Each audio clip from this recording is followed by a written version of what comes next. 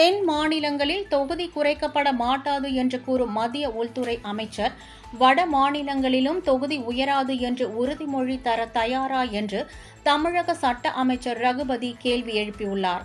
புதுக்கோட்டையில் செய்தியாளர்களுக்கு பேட்டியளித்த அவர், தென் மாநிலங்களில் மக்கள் தொகை பெருக்கம் 12.51%, வட மாநிலங்களில் 21.83% உள்ளது எனவும், இதில் 9% வட மாநிலங்களில் அதிகமாக உள்ளது எனவும் தெரிவித்தார்.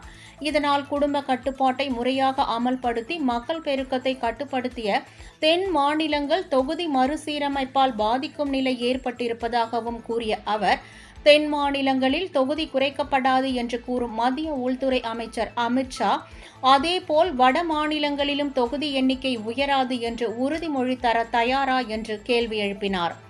100 நாள் வேலை திட்டத்தில் திமுக அரசு முறைகேடு செய்திருப்பதாக அண்ணாமலை கூறியுள்ள குற்றச்சாட்டு தொடர்பான கேள்விக்கு பதில் அளித்த அமைச்சர், இது குறித்து மத்திய அரசு மூலம் ஒரு ஆணையம் அமைத்து அண்ணாமலை விசாரணை நடத்தி கொள்ளட்டும் என்றார்.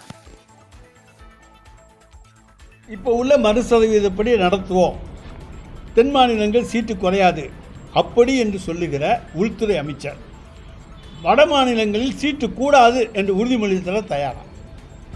நீங்கள் எல்லாம் பத்திரிகையாளர் கேளுங்க, எங்களுக்கு குறையாதுன்னு சொல்கிறீங்களே, அங்கே கூடாதுன்னு சொல்ல தயாரா?